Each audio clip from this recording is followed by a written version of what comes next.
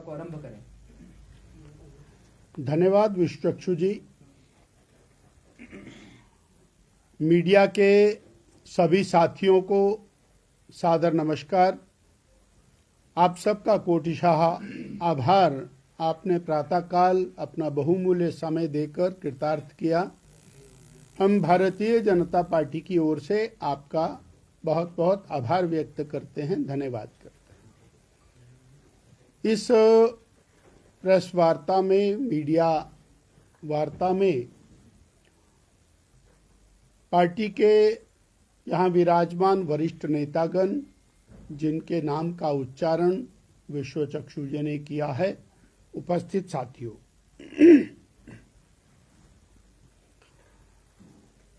हिमाचल प्रदेश की वर्तमान कांग्रेस सरकार, जो श्री सुखविंदर सिंह सुक्खू जी के नेतृत्व में चल रही है,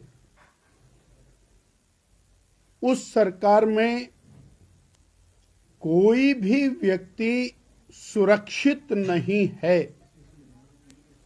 ये भाव पूरे जनमानस में व्याप्त होता जा रहा है।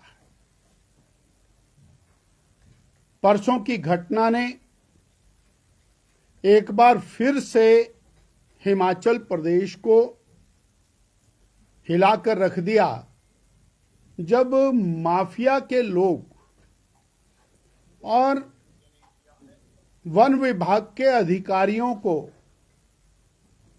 मौत के घाट उतारने की तैयारी में जुट गए। It's not so simple. कैसे इतने बड़े हौसले बुलंद हो गए?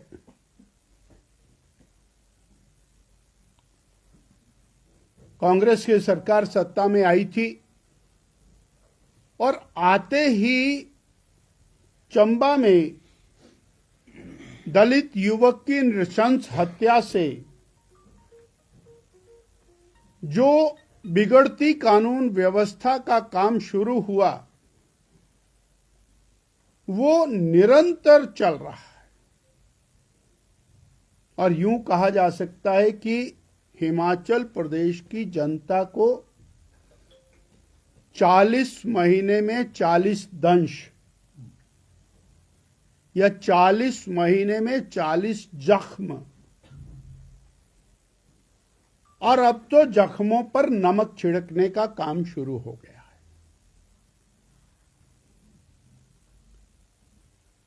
स्मरण आता है, मंडी में सब डिविजनल मैजिस्ट्रेट को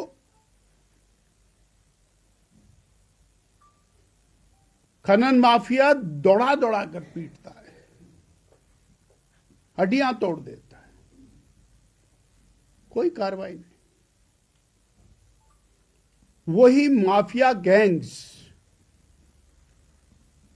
नालागढ़ में, बद्दी बरोटीवाला में, ऊना में, बिलासपुर में, सिरमौर में गैंगवार में तब्दील होते हैं। हिमाचल प्रदेश में जिसकी कल्पना नहीं, वो सब होता है। चंबा में वन अधिकारी को गाड़ी के पीछे बांधकर घसीटा जाता है और 2 दिन पहले एक वन अधिकारी को जमकर पीटा जाता है।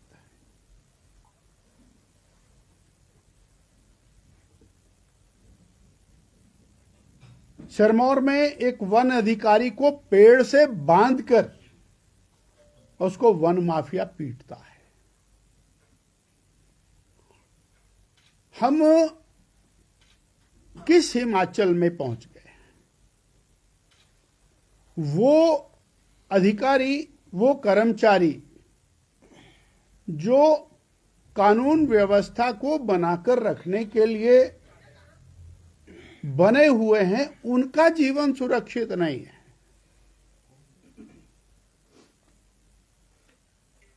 प्रदेश में वन माफिया, खनन माफिया,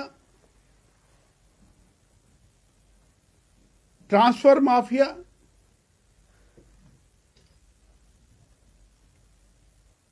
चिट्टा माफिया, शराब माफिया, ये सब क्यों बढ़ रहा है? जनता जानना चाहती है। और हमारा आरोप है कि ये संरक्षण नहीं, महासंरक्षण है, जिसके कारण ये सब चीजें बढ़ रही।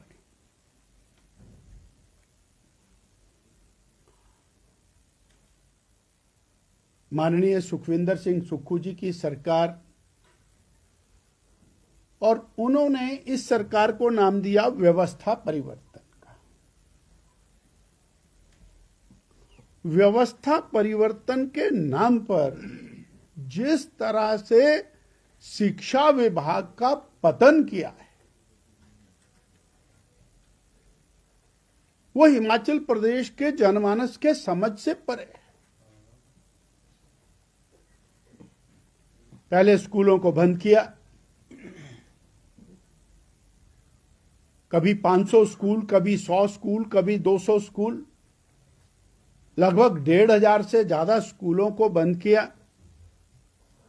उसके बाद एक नया शब्द निकाला, हम बंद नहीं करेंगे, हम राशनलाइज करेंगे।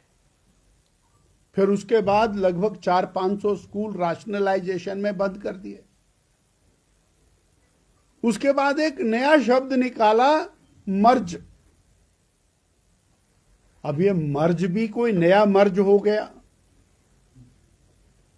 आए दिन उठाते हैं और कन्याओं के स्कूल को बॉयज में, बॉयज के स्कूल को कन्याओं में मर्ज करने के नाम पर स्कूल को बंद कर देते हैं। और ये मर्ज इंग्लिश का मर्ज नहीं, वास्तव में तो ये उर्दू का मर्ज हो गया है। मर्ज बढ़ता गया ज्यों ज्यों दवा की, ये मर्ज बढ़ ही रहा है। और अब तो हालत ये हो गई है कि कौन सा स्कूल कब बंद हो जाएगा इसका अनुमान नहीं, कौन सा कॉलेज कब बंद हो जाएगा इसका कोई अनुमान नहीं। इतने दूर दराज के स्कूल, इतने दूर दराज के कॉलेजेस व्यवस्था परिवर्तन के नाम के ऊपर शिक्षा का बेड़ा कर। पहले आनन फानन में इंग्लिश लागू कर दी, तैयारी कोई नहीं थी, अध्यापकों की तैयारी नहीं थी, स्कूलों की तैयारी नहीं थी। उसके बाद आनन फानन में सीबीएसई शुरू कर दिया। अब वो सीबीएसई शुरू तो तब होगा जब अध्यापक होंगे। 2400 से ज्यादा, 3000 से ज्यादा अध्यापक चाहिए, अध्यापक अप्लाई नहीं कर रहे। यानी बिना तैयारी के बच्चों को आपने और ऐसी स्थिति में लाके खड़ा कर दिया कि उनके नुकसान की भरपाई वो कैसे होगी।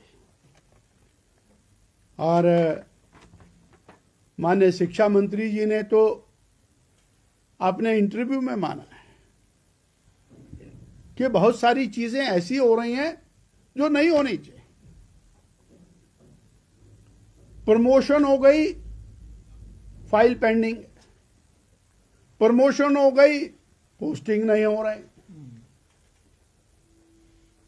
और उन्होंने कहा कि एक प्रमोशन को करने के लिए दर्जनों प्रमोशनें की गई हैं जो नियम के, रूल्स के या प्रदेश की व्यवस्था के खिलाफ।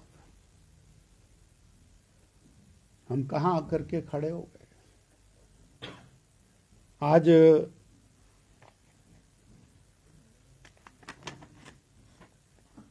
और मैंने कहा 40 महीने, 40 जख्म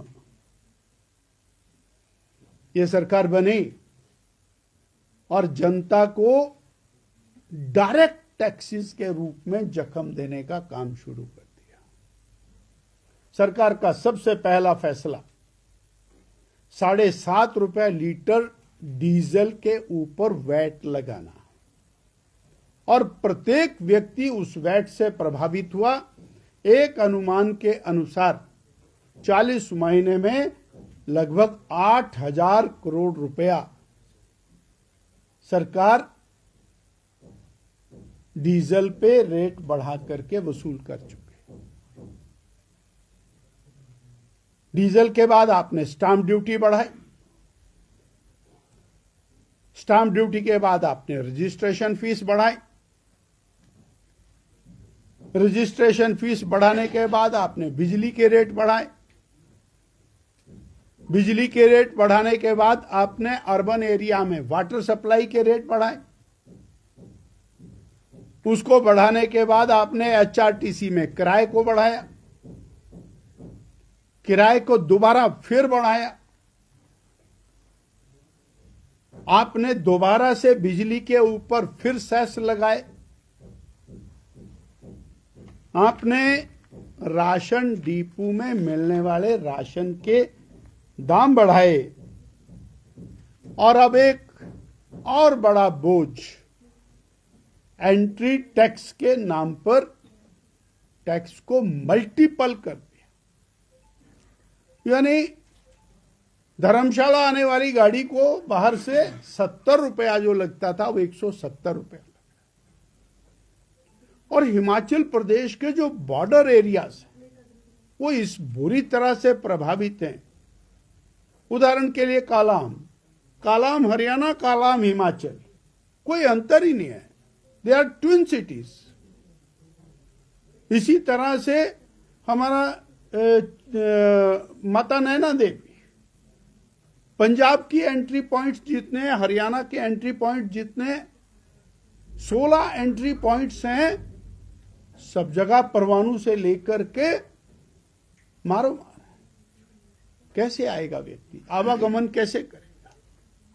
एक दिन में 4-4 बार आना जाना पड़ता है।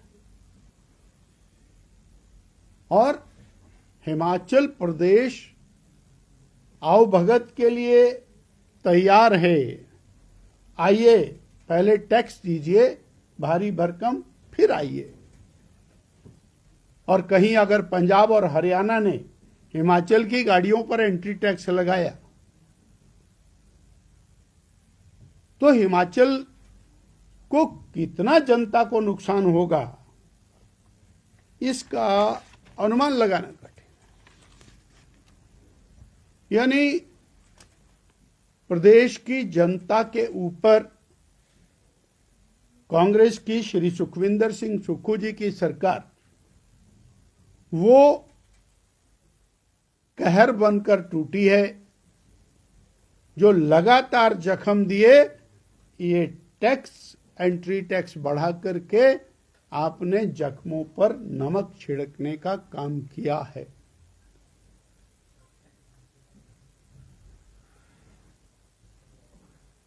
सरकार जिस तरह से आपस में उलझी हुई है,